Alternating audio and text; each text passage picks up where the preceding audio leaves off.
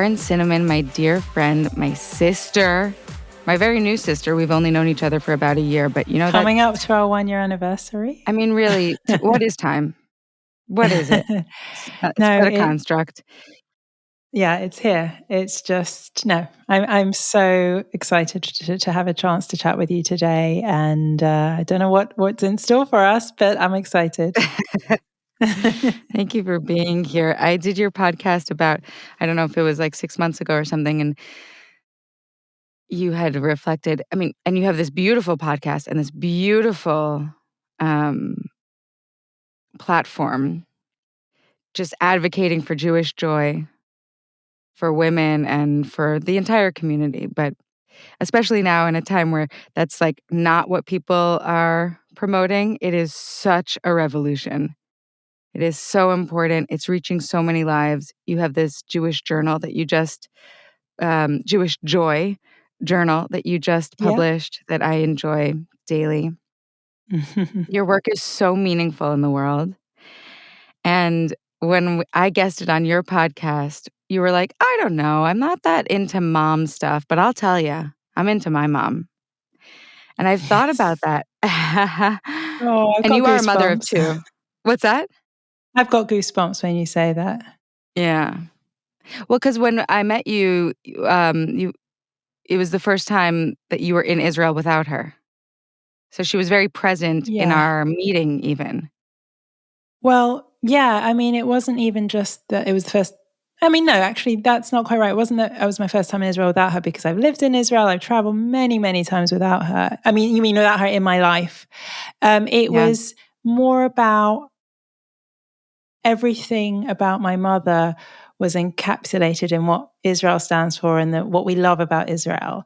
And so like now she's gone, Israel is even more meaningful to me and even more impactful. So being there just 4 or 5 months after she died, for an event that came out of nowhere and was just exactly what I needed. And I met the people I needed to meet, like you, and experienced the things I needed to experience, while still feeling all the sort of loss of my mother. It was just I don't even know how to describe it, but it was definitely a life peak. No, not a life peak. How would you describe it? You're the one that's It was good a with peak words. experience.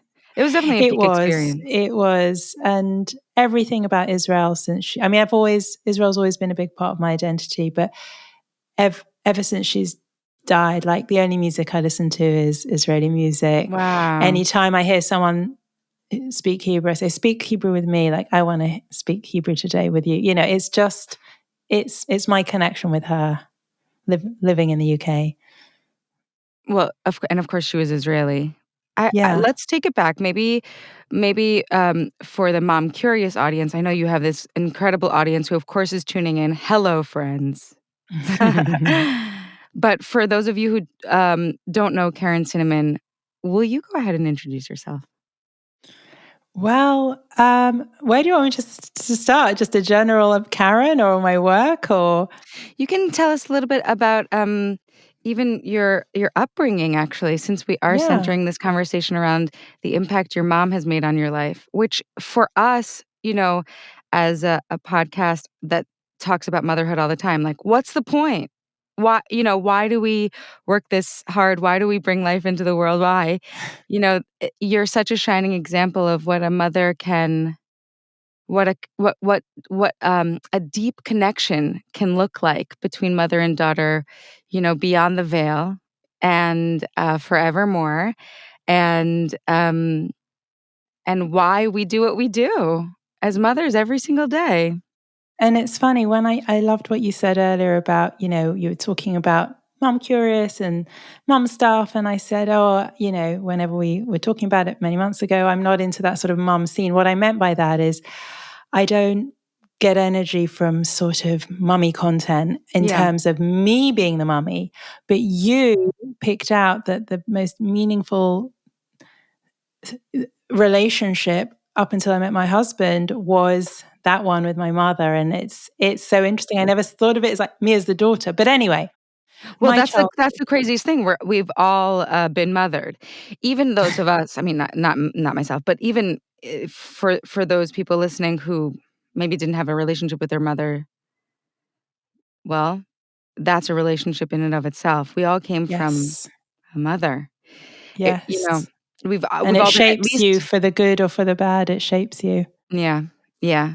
Well, so I'm wondering how you were shaped Yes, in I this would love. context.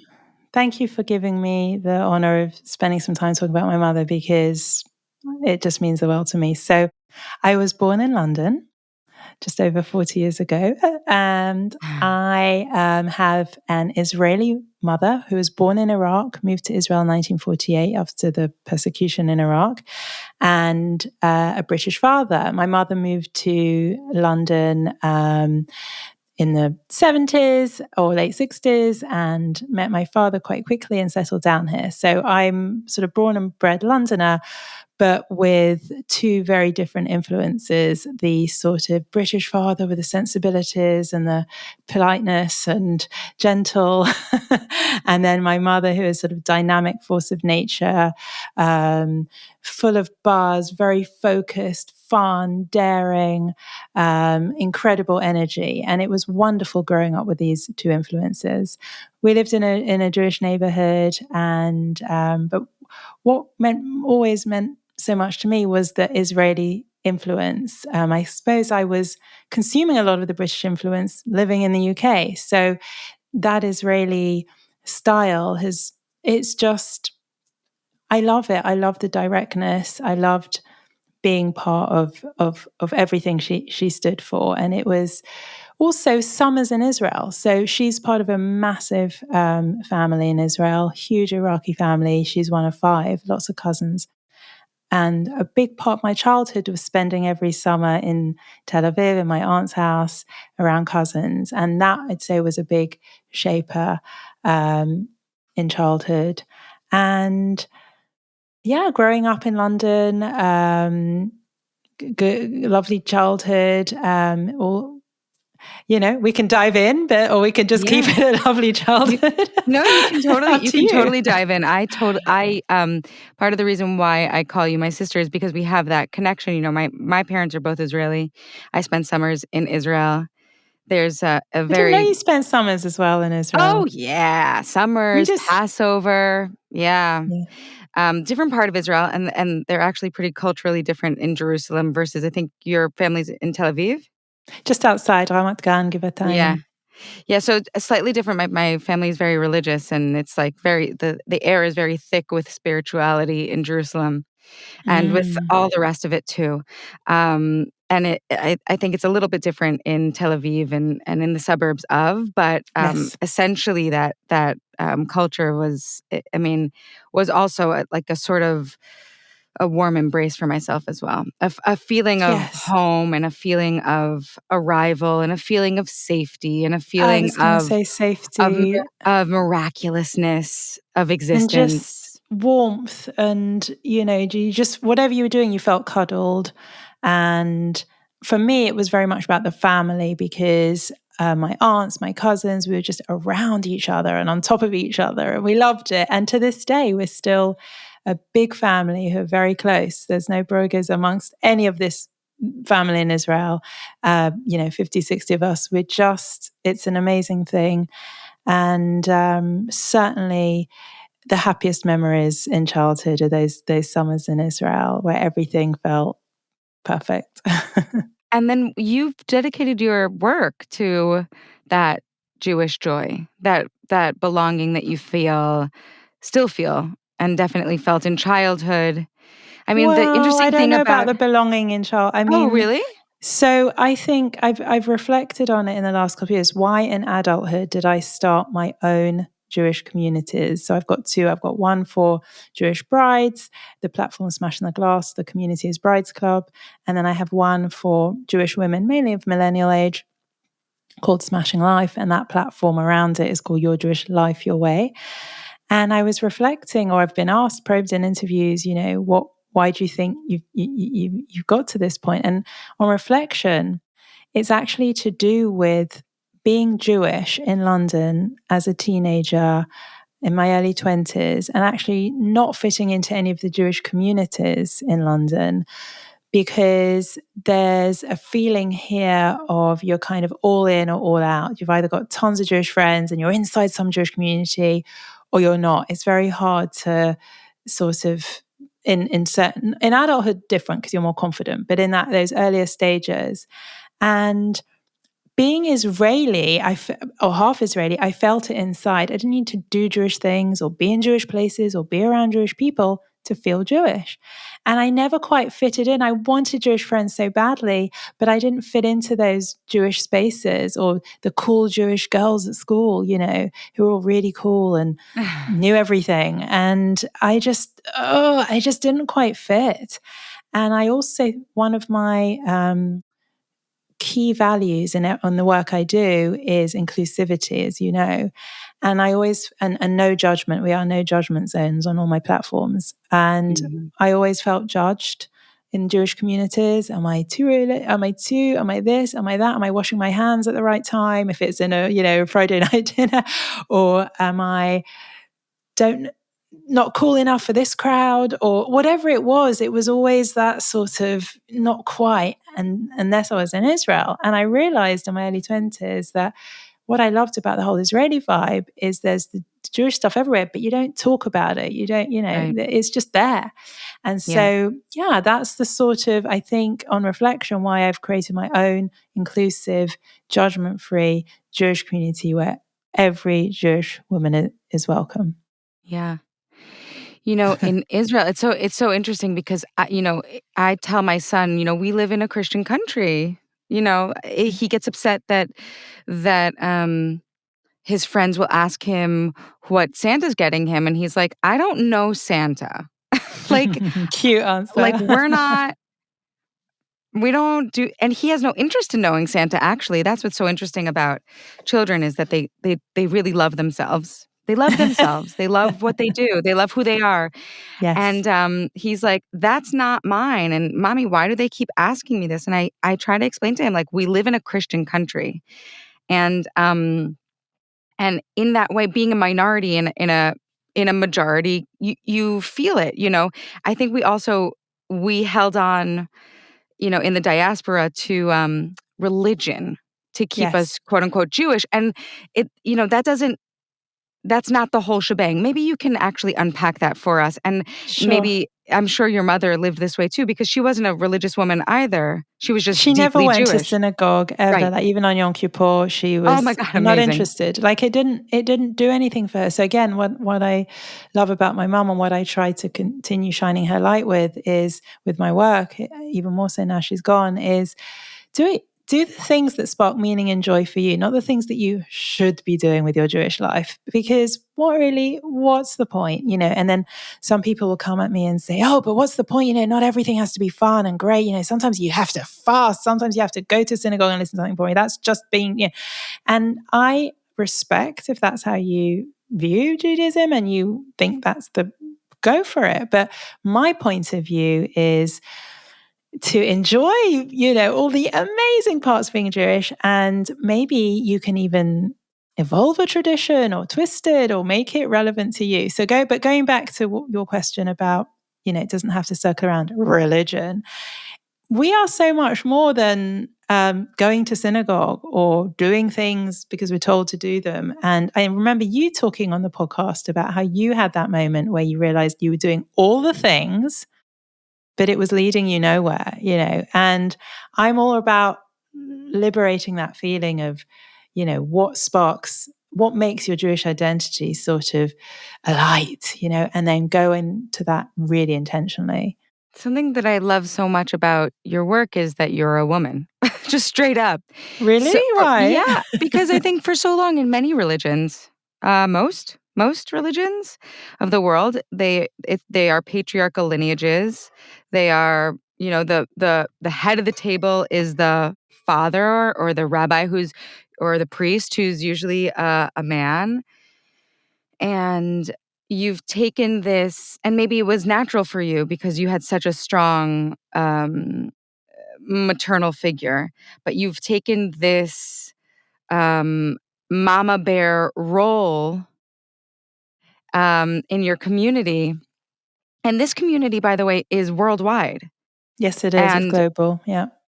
you reach millions of people with specifically Jewish joy. And it's not that you shy away from the hard stuff, but that you highlight the beauty, the fun, the humor, the yumminess of being Jewish, which doesn't exist necessarily for people who, like me, live in a Christian country, and we're just sort of finding our way, doing our thing. Yeah, and even It diminishing your doesn't. So you're. Jewishness because you're in that Christian Oh country. yeah. So, that's the other side of it. It's the Jewish joy, and it's also doing it standing tall. Because if you're going to be made to feel lesser than for, say, not going to synagogue, we don't want to go to synagogue, or, from an internal Jewish judgment point of view, or from an external point of view, you're made to feel lesser than for, wearing a Star of David or whatever, you're going to diminish and diminish and diminish. And that doesn't make for much joy, So it's those two parallels of finding the things that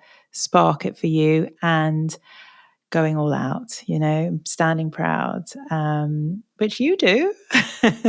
Yeah, And I that your do. children are copying, evidently, with that fantastic response. Like, I don't know who Santa is. He just really honestly was like, "I don't know what you're talking about. Can you I back it love up?" that. Um, yeah, I mean, it was just like such an honest answer. Actually, Ness, my little rabbi, he's so sweet. He was having a hard time at school, and he was like, because some of the kids are a little bit more rambunctious, and sometimes I can scare him. And he literally said, he's like, "But God wouldn't let anything bad happen to us." And I Oh, was like, I stop. paused because I'm like, Oh. "Oh, I don't know, God, ooh, like who's God?" But you know what? God soothed him in that idea, and like that's what's Yes. so interesting about children is like he came out with his own understanding of I wouldn't say Judaism, of a higher power, of a source greater than himself. I I did love not that. teach that to him. I didn't because I don't talk like that. Like God would Yeah. never meanwhile, I'm like, God would. If we're really being honest, God has. I But love that. but yeah, I think everyone has their own, like, spiritual understanding, and joy can be the connector too. Mm, That bigger mm. feeling, that abundant feeling, that joyful, spiritual, connective feeling is, often just sort of planted by joy And it's itself. also my character is, regardless of any of this, is I like making people happy. I like giving strangers compliments. I like giving anyone compliments. Like, I never understand people who don't compliment easily, because you can get a chance to make someone's day really easily. Yeah, yeah. Why not? So I've always been that person that sounds so pathetic, but I just want everyone to be No. happy.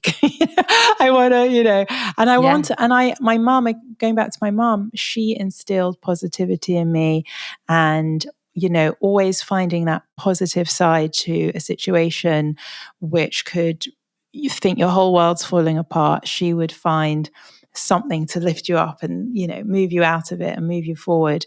And certainly that's been a massive influence, her positive attitude, that I very much encapsulate. And I want to continue shining her light. I am my own person, but equally she was such a magical person that I want to do whatever I can to keep shining her light. So whether it's, I'm not a naturally the most daring person, but she was very daring. Mm. So I'm trying to be more daring. She never gave up on the things she wanted most. And I think I've got a part of me of that, but I'm really being that person since she died, and, a few other things as well. Wow. Looked at my face while you were saying how joyful she was, and I looked so confused. And the truth is, I am, because like, how can a person be so joyful when like she was chased out of her home in Iraq? Is that how old was she when she emigrated from Iraq. And like we when we talk about like neuroscience, people are always like those early years are so important, and trial and tribulation can really fuck you up. And then you have this woman or who intimately in and out, and you're like, no, she was positive, joyful, daring, optimistic. What was that So experience? she was, a complex person. She went through a lot in childhood, lots of things that I won't even go into to protect her privacy, besides from the obvious trauma of having to flee your country and go from the riches, a very comfortable rich lifestyle, to a refugee camp, at age 9. So she wasn't she didn't have the luxury of having a childhood like mine, where you can be like, like I said, I just want everyone to be happy, and it's kind of frothy away. She Right. had many, many layers. She wasn't this kind of constantly joyful, positive person. However, she was so smart, right? She was Mm. so smart. You could go with any problem to her and she would fix it. And I guess part of that was looking at it from other ways. When the chips are down, is that the phrase? I'm always terrible with phrases. When the chips are down or Mm. whatever, when things When are the not chips are going down, that well, sounds good. and Yeah, you look at sure. it and you go, When you say oh. things with a British accent, I'm like, yeah, whatever Karen says is totally right. The chips are down. It's No, possible we'll that look, it's we'll look that one up after the yeah, episode and yeah. see who was right. But, when things aren't going your way, or, I remember all kinds of stuff happening to me. I'm like, Mommy, as we all do, Uh-huh. Ima. Uh-huh. and she's, more importantly, like for her character, like when things weren't going away in her life, because obviously with a child, you always find a way, the mother find a way to make it better. But let's say in her own life, when things weren't going, she might be, you know, okay, a couple of days, and then she'd find a way to lift herself up and be bigger than the problem. And how can you be bigger than a problem if you don't attach some kind of positive energy or vision for how it can be better, or how you can just overcome it? So she wasn't. I'm much more about like, hey, let's all be happy and be positive. And she was much like on a different level of kind of smart and just such a good brain. So it was everything. I mean, but in simple terms, about kind of comparing her childhood to sort of what she was in later life, I think certainly when she arrived in London, she literally built her life piece by piece by piece. She arrived in London with very little. She really, I mean, not much at all. So she created the circle of friends she wanted over the years. She'd find someone who she thought would like you, who she'd want to be friends with. She would find a way to like create that friendship. So she built all the friends. She found a wonderful life partner. She built a beautiful home in a beautiful part of London, an incredible career as a sculptor, all As a these things. sculptor? Yes, she's a sculptor. No. Yeah, and in fact, Who one of the builds a things. career as a sculptor? Well, A she's sculptor? she was always very creative and artist. All the family are, and she pursued her passion. She trained, she exhibited worldwide.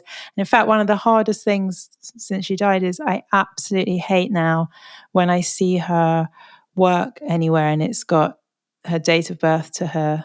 I can't even say it, Mm. the date of, and it's like I'm still in denial about the whole. So it's like, no. So yeah, she built it all, and she did it her damn self. Yes, she had the With her foundation. hands, literally sculpted it with Yes, her. sculpted it with her hands. She had a foundation of a good mother and wonderful sisters. But again, in London, she came alone, and she built it all. She built everything, and I still think like my aunt, one of my aunts, she said to me, Zimmy, that's her nickname. She says Zimmy. She says Zimmy can move mountains. Like literally, that's how Mm. powerful she was. And I can try to be that powerful, but I'm a different character, and I have different Totally. strengths from her. But she was something. Totally. You were saying, when we talked about the idea of coming on, you were saying, people don't talk about mothering after you've lost your mother. Yeah. What is that like? So what you mean, mothering my children? Yeah. And your own So self, right? yeah. So one thing I've worked out since she died is the greatest, our mothers teach us all kinds of lessons, and sadly for some people for the bad, as for us, hopefully more of the good. But the greatest lesson they teach you is how to live without them. No. I Yeah, that's what you're left with. Like, how do I live without her? I have to use all the things that she taught me, and that is really goes through my head all the time. The other thing that goes through my head is I never ever attached. I always used to think it was such an old-fashioned phrase. There's Yiddish phrases, "La dor vador." You say it in a Yiddish accent. So, and now it's everything. So it means from generation to generation. Actually, in Yiddish, it would be fun dor to dor, but that's Uh-huh. okay. Lidor vidor is actually Hebrew. Just, It is. just a It is. little, just a little bit of, I wanted to be clever and kind of get you and your Yiddish connection, and I you needed completely it. fell on my face. No, you needed it. You needed it. No, I needed to give a little Yiddish lecture I for the wanted to hear listener. it. Yeah. And I hope we're going to get You some got it, singing. friends? I hope we're going to include some Israeli singing as well, which is a kind of podcast tradition. I hope. Between you and We'll me. see. So the door from generation to generation, which can mean very little or it can mean a great deal. And for me, I see like she's passed to me, and I'm not talking about like recipes. I'm talking about Right. how to live, how to mother, and the funny thing is when she was alive and, she was quite a strong opinions. She sometimes she would say to me, don't do that with Zara, Sasha. And I say to her, Mum, don't tell me what to do, and it would frustrate me because I wanted to live my own life. She was a strong character and like, here I am, I'm mothering. I want to do it my way. I'm not you, Mummy. I'm going to do it slightly different. And you Your have to Jewish life, respect your that. way. That's Yes. your thesis on life, your way. Your way is my, and she had to control herself and from kind of Oh, yeah. interfering. And I was like, I'm really big on boundaries. And anyway, so Is that comes naturally to you? Being no, it British. doesn't. It No, it doesn't? doesn't. No, I it always doesn't. Because thought I'm the Brits know how to do that. well, remember I was saying beforehand about, I just want everyone to be happy. So growing up, Mm, I was a people pleaser. right. And it's only something I've worked hard on, probably only in the last 5 to 6 years. And it's been so impactful that I'm just, a big believer. And anyway, No, tell us. You're a big believer in what? That we need to in know. in boundaries with, for me, it's with the people you love the most. Because I've got quite good natural Mm, boundaries with people in work but the people that, again, you want to make happy, or mm, you want them to just have a good time, and they ask you to do a favor and you don't really want to do it, and you mm, can't say yes, and they're delighted and you're miserable. mm. So you have to put boundaries in, which can actually feel very uncomfortable, Yeah, not just with saying no, I'm not going to do it, but then the feeling after of sitting there with what yeah, you've just done. You've got to be yeah, able to sit with that feeling. yeah. And it's a life's work for me, but it's definitely something that has enhanced my life. What are some of the And benefits, just so we can have a takeaway? more for me, more energy for myself, my family, things I love. So, not spending energy on things that are not filling me up, which again, I think is something I've only had the confidence to do in my 40s. I did think I was everyone else's in my 30s. The other benefit to having boundaries is you're just living your life your way, everybody will try and snatch a piece of you, especially this one's for the mums, right? I'm Yeah. talking now to my mums. My Uh-huh. mum curious. Everybody in your life, however much they love you, will Yeah. snatch all your time and all your energy. It's just a natural phenomenon. Only you can protect your time.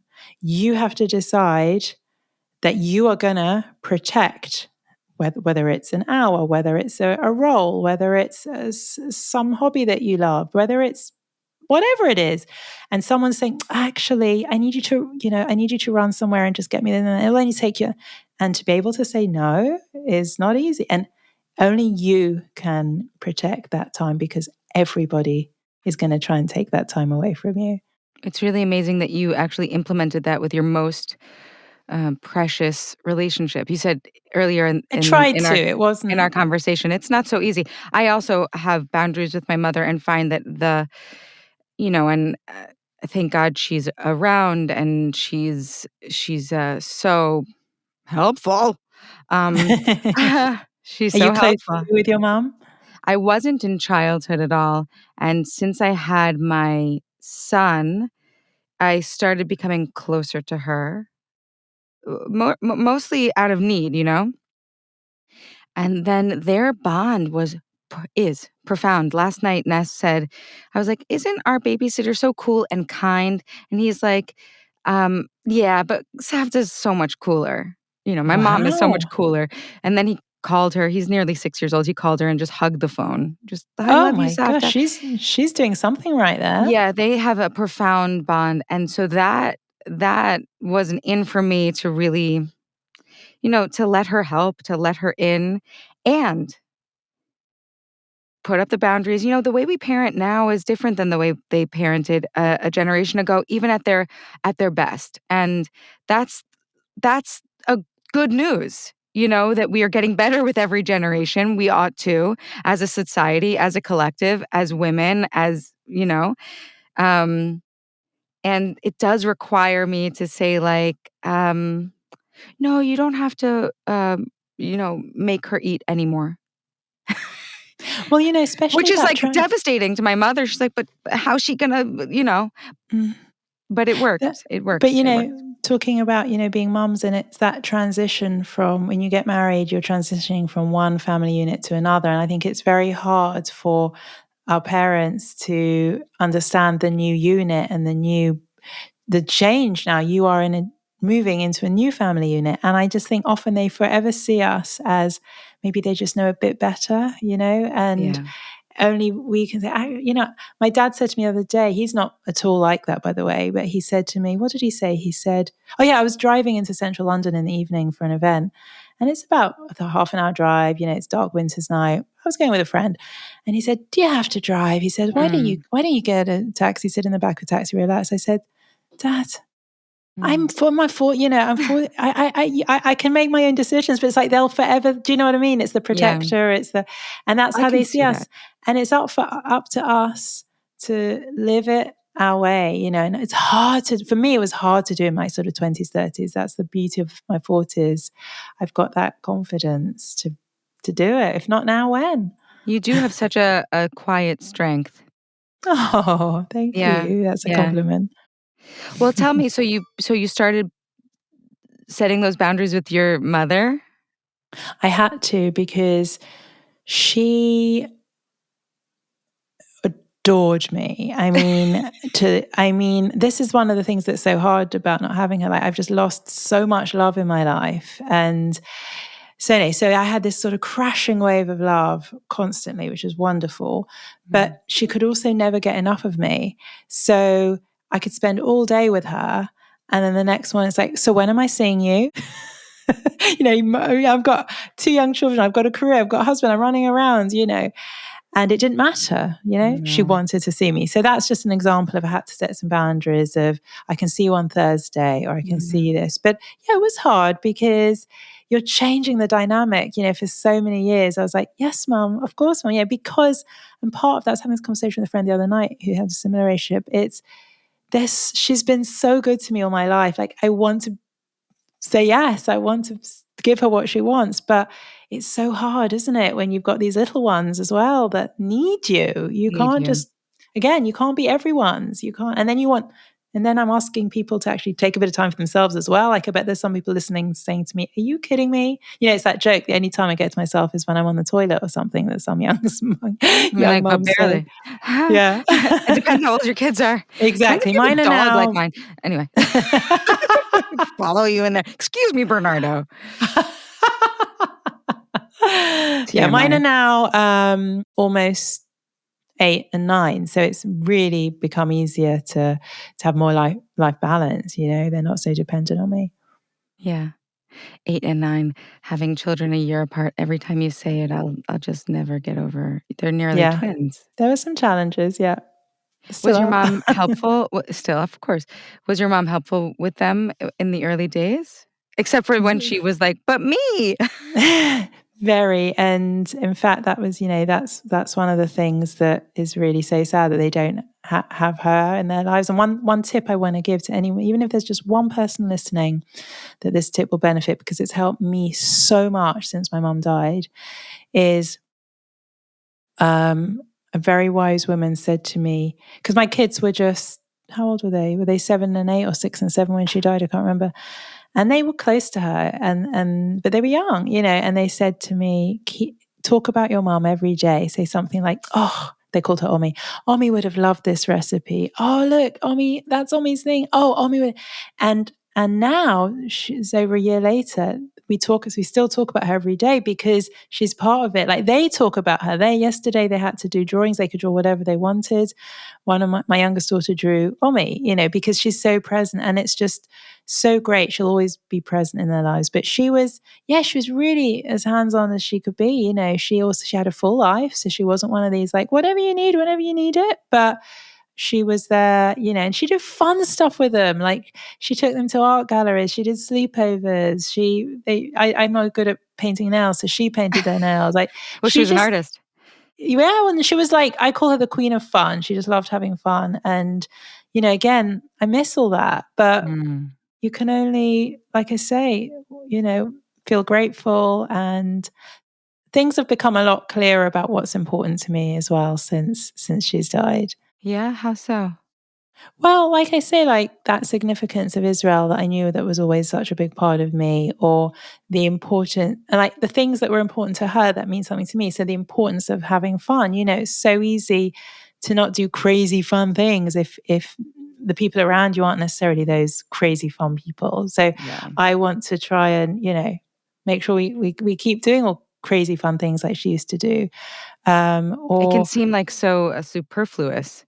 yeah, I mean, And then on you're like, us. what's the point of living, actually? Not having And on a more fun. sort of level, which is not the nicest thing to disclose, but I'm just going to be honest, is I have more time. She did. No. I don't like to say take up a lot of time, but there's a lot of, also certainly in the last years when her health wasn't at the best, I was very, very supportive and did a lot for her. So I have more time and I have more headspace to work out what I want to do, with that time, with the lion. So I'm living that. Not, I would much rather have her here, but Of in her course, of course. absence, I do have more time to, like she did, create the life, build the life. So yeah, it's all phases of life, and we make the best of it all. Mm.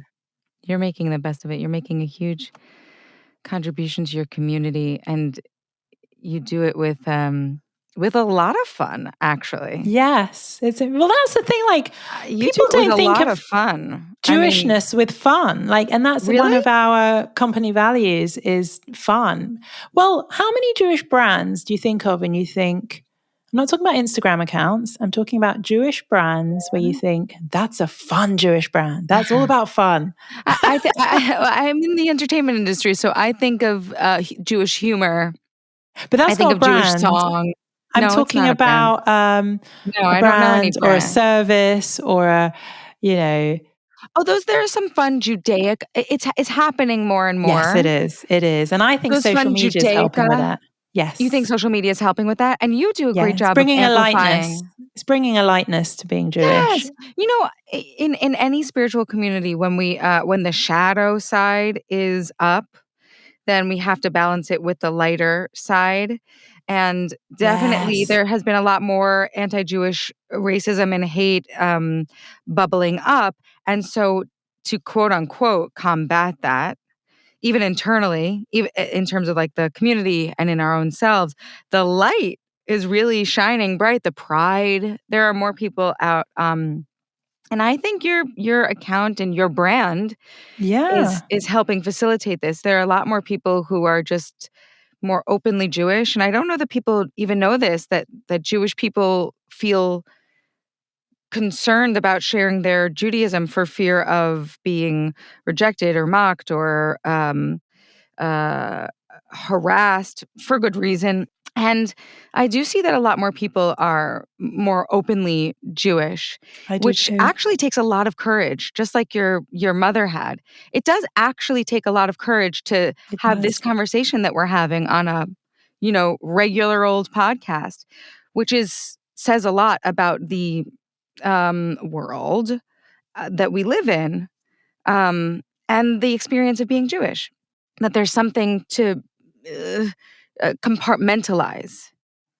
Yeah, and I mean, I used to think before I did this work, so prior to creating Smashing the Glass and all that came after it, I was a digital brand designer and living my Jewish life, but it wasn't, part of my work identity. And I wouldn't dream of or I'll give you an example. So a few years ago, so actually not going back to but a few years ago when I was doing my, Jewish stuff online or whatever. And I was we were doing a photo shoot for a big online Hanukkah party I was doing. And I was wearing for the shoot a ugly Hanukkah jumper that said something like, "'Tis the season to remind everyone that I'm Jewish." And it was quite big. And I had to walk across town, about a 15-minute walk to the studio where the shoot was being done. And it's a nice part of London, Primrose Hill, really nice, not dodgy or anything.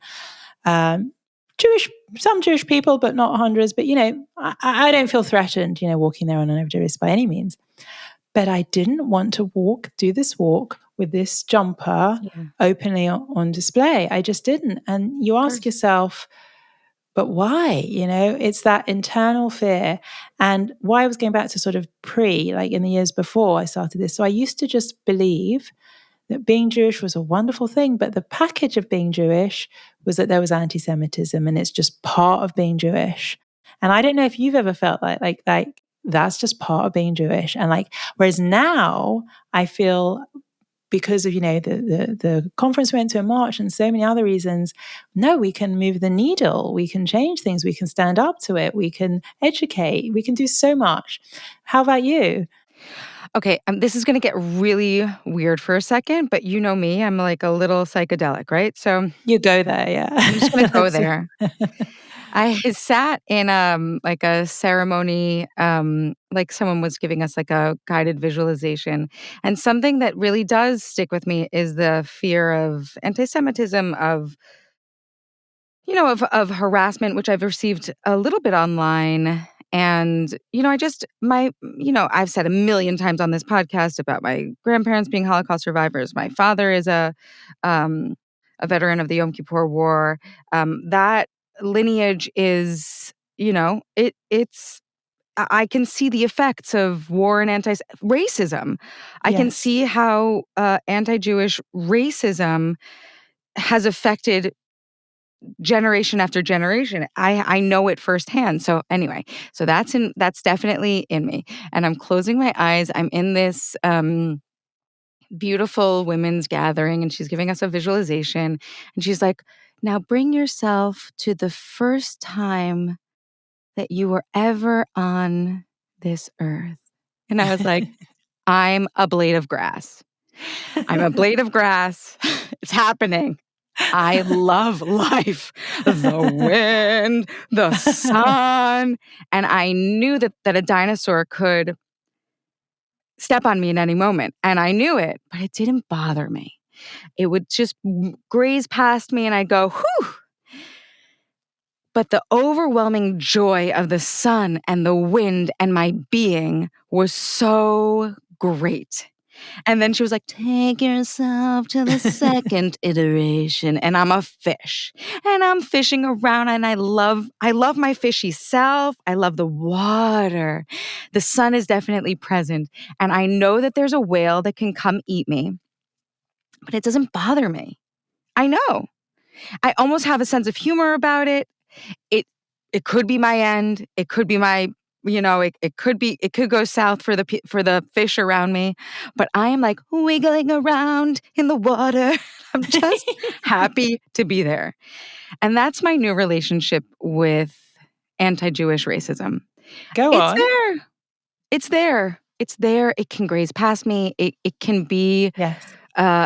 it's I can't deny that it's there, Yes. but the joy of living, the Yes. the profound delight in myself and in the elements are so much greater than this fear. Absolutely. And also, you know, the circle of life is such that, I just had this like very primitive, like, visualization experience where like there's a predator everywhere. There is. That's the truth. And in relation to the yumminess, it's not as big. I don't need to focus on it as much.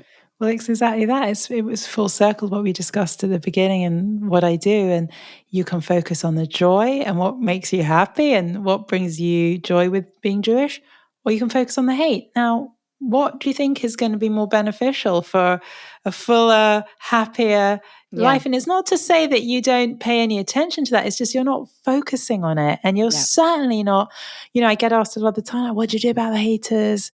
And because obviously, for the uninitiated, when you have a big, account online, you get trolls, you get a lot of anti-Semitic hate.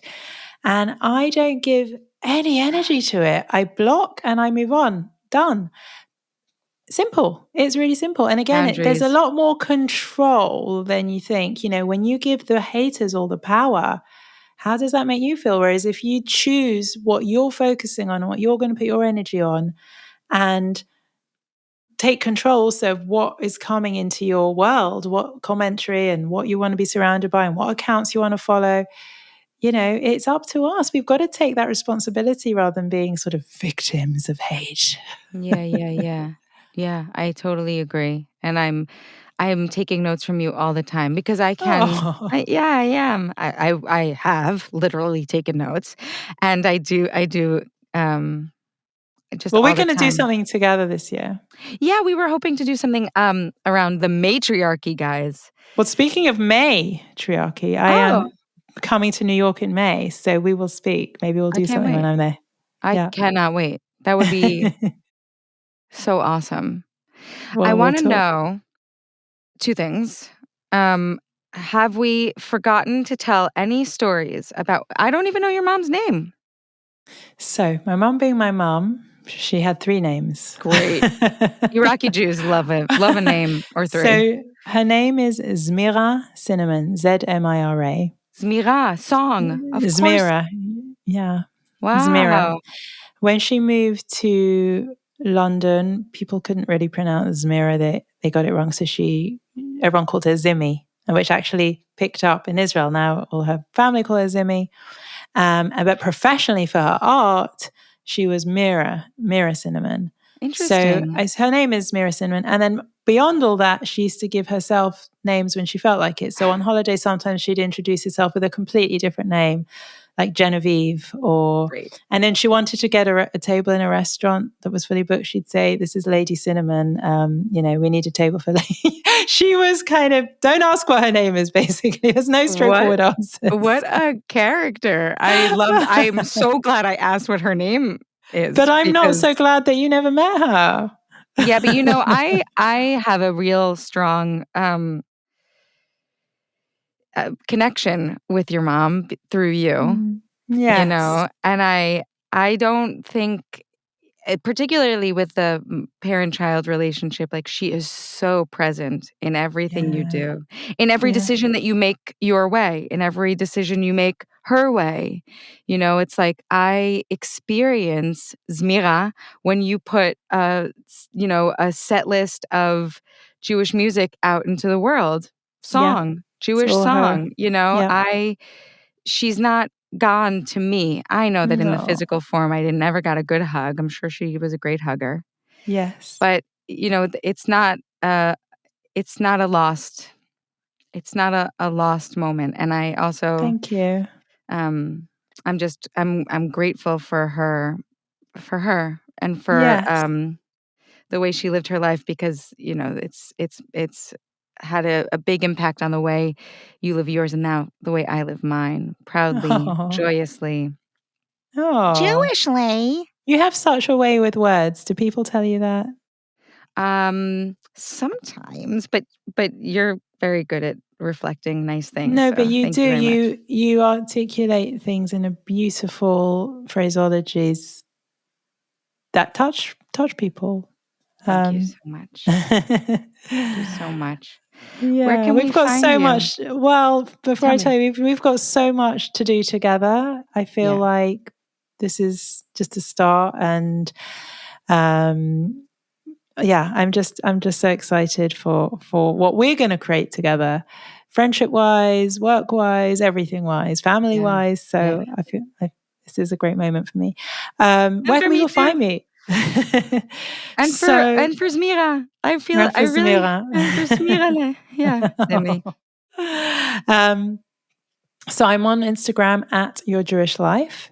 I'd love to hear from anyone listening. Drop me a DM. I love hearing from you. And you can find me online at smashingtheglass.com or yourjewishlife.co. Or I'd love you to buy a copy of my journal, the Jewish Joy Journal. It's a 6-month journal. It's a gratitude journal and a goal planner. And it's selling out so fast. We've already gone for a reprint and it's going to be stocked in New York. And there's all kinds of fun stuff happening around that. So lots going on. Come into my world. Thank you so much for framing this conversation around the impact a mother can make on a child's life and the child's impact Oh, moving yeah. forward. I just am so grateful for it because I think sometimes we can really get in the weeds. Oh, again, you phrased it so beautifully. And I have to be honest and say I could never see it that clearly till she died. I don't know what she gave me till she died. And like now I realize that. I sometimes think about my relationship with my dad, who's still here, very in good health. Whatever you say, what do you say when Poo someone poo poo. poo, poo, You say poo. And I think, and you just I can't work it out. I can't work, while he's here, it's all too busy. It's all too in your. But yeah, it's a clarity that I have that, yeah, it's a very, it's, I feel contented when I think about my mom and everything she gave me. I'm at that point now, a year later, where I can actually just sit with it and feel grateful for everything. And like you say, passing it on. you really are. You really are. We may have to cut this because it's too hokey, but I really feel her like holding my hand and watching you with such nachas. Oh, really? I can't I believe I haven't even really shown you a do. photo of her. Let me show you a photo, especially if we're off air so people don't get She's FOMO. just Oh, so gosh. happy. There she is. That's my Oh my brother. God. She's hot. Zimmy's hot. You're funny. Um, I love you so much. always Thank with you. me. I love I you. I love love you you. I love you. too. Zim. Zim is watching with so much nachas. Oh my gosh. So much pride. Really. Thank you so much. I hope your listeners will relate. Good. I don't know what they're looking for in the episode, but I hope they get something. Thank you, as always, for listening to the Mom Curious podcast. My name is Daniella Rabbani. I am your host, and I would love to continue this conversation at Daniella Rabbani on Instagram. And if you'd be so kind to rate and review, share this podcast, I would be just really grateful. Catch you next time, every Tuesday on the Mom Curious podcast, produced by Hoff Studios. You can find them at Hoff Studios on Instagram as well. All right, have a great day.